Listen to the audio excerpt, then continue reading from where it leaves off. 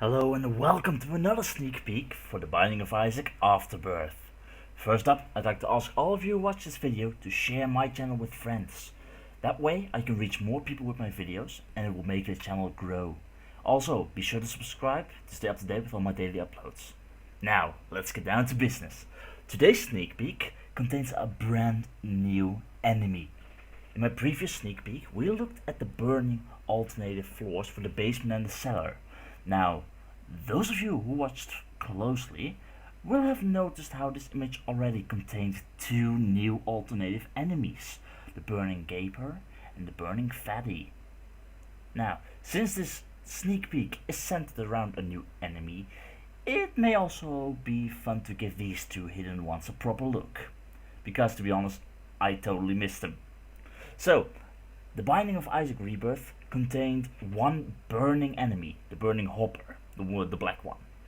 What we know about burning hoppers is that their HP gets increased by 10 points, up to a maximum of 20.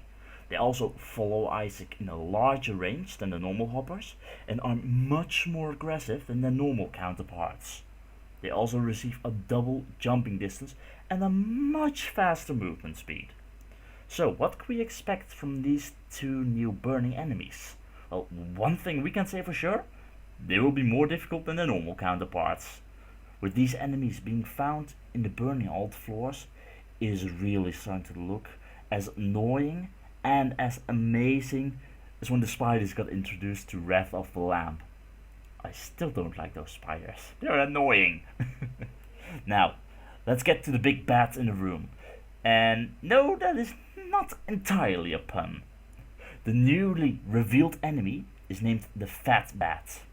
They look just like the normal bats that chase you, but are slightly fatter. Simple as that. Now, with more chubbiness comes more health, and these babies have 3 times the health of a normal bat. It will have a whopping 60 HP. Luckily it moves around slower than the normal bats, and it also doesn't seem to chase Isaac at a very high speed. So, yeah. On the flip side though, these guys shoot tears diagonally when you line up with them, and they try to move out of the way of your shots, as you can see in the picture. We better get our knockback upgrades, like Pisces, to avoid them. These guys will surely be a big problem to speedrunners for their tankiness. Now, what else do we know about these guys? We know that a normal bat appears in the caves and the depths, also the catacombs and necropolis. So it is pretty safe to say that these fellows will also be encountered in those areas. Something I noticed while editing this video is if you look at this current image, look at the small island on the left. You guys see a shadow there, appearing for a split second. The moment Isaac walks from the top left corner to the top bottom left corner. What is this? Is it a bug in the game? Or are we talking about a new enemy here that is not visible? What shall it be? That is all we've got in this update on new enemies. So it is time to move on to the next part of our sneak peek, the Lost.